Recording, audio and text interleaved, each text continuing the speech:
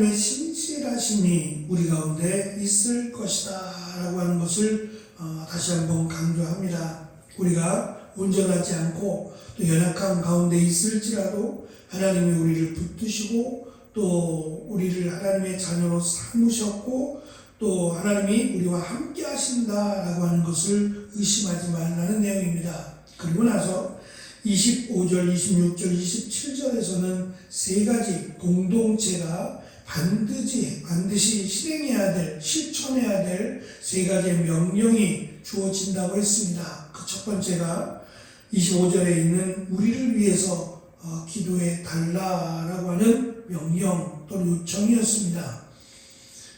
이것은 사도 바울이 앞에서부터 계속 기도를 한다라고 말을 했고 이제 끝부분에 가서 마지막 편지를 마무리하면서 자신들을 위하여 자신들도 역시 인간이기에 부족하고 연약하기에 함께 하나님의 일을 감당하는 믿음의 공동체로서 우리를 위해서도 기도해 달라라고 요청을 했습니다. 그리고 이어지는 두 번째 명령이자 요청은 거룩한 입맞춤으로 모든 형제에게 인사를 하라라고 명령을 합니다. 인사라고 번역을 했지만 사실은 인사보다는 문안이라고 하는 것이 훨씬 더 적합하리라고 생각합니다. 입맞춤이라고 하는 것은 시대를 막론하고 가까운 사람들에게 행하는 행동이라고 할 수 있을 겁니다. 여기서 입맞춤은 입을 맞춘다라고 번역은 됐지만 어떤 면에서는 인사입니다. 포옹하고 뺨에 이제 입술을 대는 서구식의 인사라고도 할 수 있겠죠. 입과 입이 맞춰지는 게 아니라 뺨에다가 입을 맞추는 그러니까 인사식의 표현이라고 보시면 좋은데 이렇게 인사를 하라는 것이 어떤 면에서는 우리에게는 생소하다라고 느껴질지 모르지만 저들에게는 생소하진 않습니다. 다만 저들이 이렇게 얼마에 한 번씩 모이는지는 모르겠어요.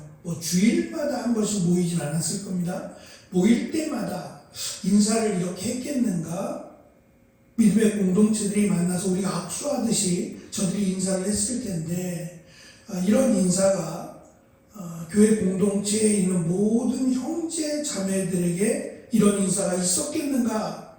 라는 것은 그럴 수도 있겠지만 아닐 가능성이 높다라는 생각을 가져봅니다. 사도 바울은 앞에서부터 서로 사랑에 대해서 칭찬을 했고 이 사랑이 끝까지 이어져 가기를 원한다라고 말을 했습니다. 그리고 그 사랑의 구체적인 방법이 오늘 우리가 읽은 26절의 말씀이 될 텐데 서로 문안하라라고 하는 것이 일단은 서로 만났을 때에 인사하는 것뿐만 아니라 가깝게 지내고 서로를 돌아보라라고 하는 내용일 텐데 거기에 입맞춤이라고 하는 것이 포함이 됐다라는 겁니다. 말씀드린 것처럼 교회 공동체 안에 속한 그 공동체들은 어느 정도 비슷한 수준 또는 가깝게 지낼 만한 그런 사이가 아니었습니다. 갑자기 만들어진 특별한 공동체였어요. 사도 바울이 복음을 전하고 그 복음을 믿음으로 시작된 그러니까 새로 만들어진 연수가 굉장히 짧은 그래서 다른 그 사회에서 다른 공동체들이 볼 때는 이상한 공동체로 여겨졌을 거예요. 보통 공동체들은 취미가 같다든지 아니면 지역이 같다든지 여러 가지 그 특별한 목적을 가지고 만들어집니다. 그런데 이 교회 공동체는 아무리 생각해도 믿음이라고 하는 이런 그 자기들이 믿어왔던 것이 아니라 특별한 그것도 이상한 십자가에 달려 죽은 예수를 믿는 이해할 수 없는 그런 목적을 가진 공동체인데 이 공동체 안에 다양한 가난한 사람이나 나이가 어리거나 나이가 많거나 심지어는 주인이 복잡한 이런 그 직분들의 사람들이 다 모여 있다는 겁니다.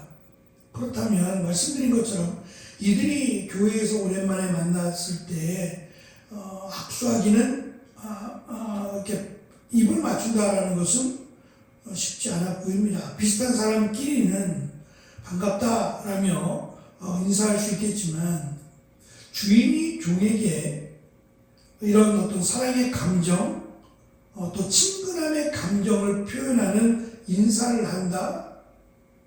마주 대하기도 쉽지 않은데 굉장히 불편했을 것이다 라는 생각을 갖게 됩니다. 그런데 이것이 명령입니다. 사도 바울은 이 믿음의 공동체에게 반드시 그렇게 해야 한다라는 식의 명령을 지금 하고 있습니다. 첫 번째와 두 번째는 명령문으로 되어 있습니다. 선택이 아니라 필수라고 하는 것이고, 세 번째 27절에 있는 이 편지를 모든 형제들에게 읽게 하라라고 하는 것은 명령이 아니라 요청으로 되어 있습니다. 명령에 해당되는 요청이겠죠. 첫 번째, 두 번째는 명령이니까. 근데 어찌되었든 간에 신분도 다르고 살아왔던 삶이 다른 사람들이 만났을 때 그 만남이 목적이 아니라 그 만나서 함께 예배를 드리고 함께 말씀을 나눈다라는 게 목적입니다. 그 목적으로 인해서 서로 반가움을 표시하고 친밀함을 표시해야만 한다라는 것을 강조하고 있고, 공동체 안에서만이 아니라 문안이라고 하는 것은 방문을 포함하고 있는데 찾아가서 저들의 형편을 살펴보고 정말 가족과 같은, 영적 가족과 같은 친밀함으로 저들을 대해야 된다라는 것을 강조하고 있습니다. 말씀드린 대로 입맞춤은 아무나 하지 않습니다. 아무리 입과 입이 맞춰지는 게 아니라 서로 안아주고 뺨에다가 살짝 입을 맞춰주는 이런 특별하지 않은 당시의 인사인데, 그럴지라도 가족 공동체라고 하는 친밀함이 포함되어 있지 않는 사람들에게는 이렇게 함부로 인사하지 않습니다. 이거 자칫 무리할 수도 있고 상대방에게 불쾌감을 줄 수 있기 때문에 함부로 인사하지 않습니다. 인사하라는 얘기는 그들이 가족 공동체라고 하는, 가족이라고 하는 것을 인정할 때 이것이 가능한 일입니다. 두 번째, 이 입맞춤을 설명하면서 거룩한 입맞춤이라고 설명을 하고 있습니다. 이것은 어떤 개인적인 마음을 채우기 위한 또는 불순한 의도로 하는 입맞춤이 아니라 거룩함이라고 하는 성결함과 존중을 기반으로 이루어진 영적인 의미에서의 친밀함의 표현이라고 할 수 있습니다. 그렇다면 이 입맞춤이 상대방을 불편하게 하는 게 아니라 오히려 위로하고 저에게 힘을 줄 수 있는 그러한 것들이 포함되어야 한다는 걸 알 수 있어요. 그렇다면 단순히 의무적으로 해야 되니까 어쩔 수 없이 하는 그런 거룩한 입맞춤이 아닐 겁니다. 정말 마음이 담긴, 반갑고 또 사랑하고 하는 마음들이 담겨야 가능하다는 거예요. 그렇다면 이 일을 위해서 부담으로 작용될 것이 아니라 이 일을 위해서 기도해야 될 것이고, 또 단순한 입맞춤으로 끝날 것이 아니라 이것이 사랑으로 이어질 수 있도록, 그리스도의 사랑으로 이어질 수 있도록 지속되지 않는다면 이것이 오히려 문제가 될 가능성이 많다라는 점입니다. 성령 안에서의 순수한 사랑, 이 사랑을 서로 나눌 수 있도록 그렇게 하라라고 하는 명령입니다. 세 번째는 말씀드린 것처럼 거룩한 입맞춤으로 무난하라라고 했다면 비슷한 사람끼리, 서로 친분이 가능한 사람끼리 할 수 있습니다. 그런데 사도 바울은 여기에 모든 사람이라고, 모든 형제들에게라고 설명을 하고 있다는 점이에요. 가리지 말고 자기끼리의 입맞춤이 아니라 모든 형제 자매들에게 이러한 입맞춤으로 문안해야 된다라는 걸 강조합니다. 바울이 강조하는 모든 형제는 복음이 만들어낸 신앙 공동체 내에서는 어떠한 차별도 누구도 용납되지 않음을 의미하고 또한 모두를 영적 가족의 일원으로 대하고 포용해야 된다라는 것을 의미합니다. 이것이 진정한 교회의 모습일 것이고 또 이것이 교회의 사랑이어야 된다는 겁니다.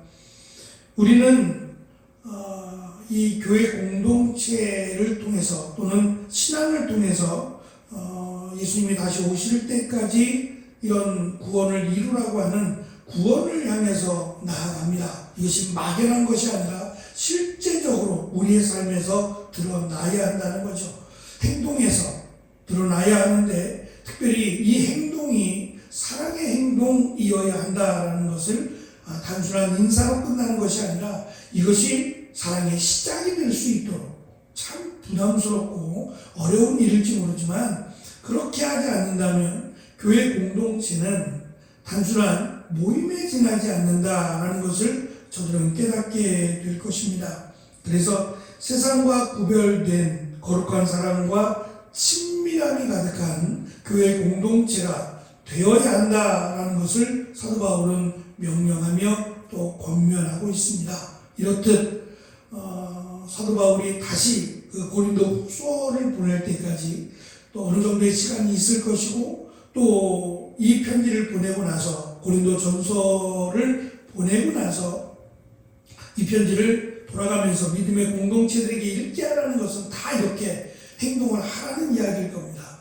데살로니가 전서가 끝나고 후서가 시작이 될 때에 어떠한 문제가 있었는지는 데살로니가 후서를 통해서 알 수 있습니다. 그때까지는 시간적 갭이 있을 겁니다. 만약에 문제가 없었다면 또 다른 편지를 보냈을 리는 없습니다. 그 문제가 지금 권면하고 있는 이러한 서로 사랑하라, 서로를 위해서 기도하라 라고 하는 것은 끝나지 않았다는 점도 우리가 생각해야 될 문제예요. 많은 문제가 있을 수 있다는 겁니다. 이것으로 모든 문제가 다 해결되느냐? 그렇지 않을 수도 있다는 점이에요. 사랑함으로 또 서로를 기도함으로 교회 공동체가 아름답게 자랍니다. 정말 우리가 생각할 때는 최고의 교회가 아닌가라고 생각할 수도 있습니다. 그러면 더 이상의 문제는 없어야 되는데 문제가 있다는 겁니다. 이것으로 끝나지 않는다는 거죠. 이것으로 교회 공동체가 정말 그리스도 안에서 잘 자라가고 성장한다면 얼마나 좋겠습니까?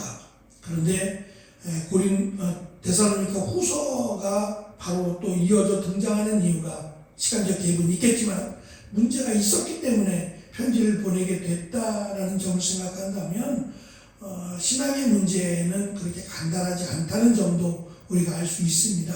어쨌든 사도 바울이 고린도 전서, 데살로니가 전서를 마무리하면서 그 마무리하는 마지막 권면 또는 명령의 내용이 기도하라 그리고 사랑하라라고 하는 사랑으로 무난하라라고 하는 이 명령이 주어졌다는 점이 특별하기도 하고 또 우리가 기억해야 될 만한 중요한 내용이다라는 것을 우리는 알 수 있습니다. 물론 지금 이렇게 하라, 서로 성도들을 만날 때마다 이렇게 포옹하고 또 뺨에다가 입을 맞춰주라, 그런 의미는 아닙니다.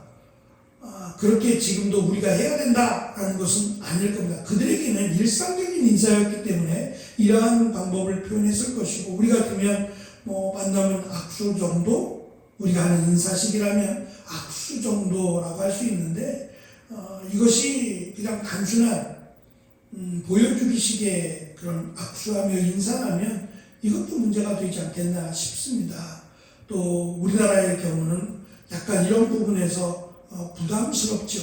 그래서 교회에서도 형제들은 형제들끼리, 자매들은 자매들끼리 서로 이제 인사를 나누는 것이 보편적이죠. 저는 큰 문제가 없다고 생각합니다. 악수를 안 한다 그래서 사랑하지 않느냐, 그리스도의 사랑이 없느냐, 그건 아니기 때문에 굳이 우리도 이렇게 사도 바울이 명령했다고 해서 이렇게 서로 포옹하고 입을 맞춰야 된다, 그런 의미는 아닙니다.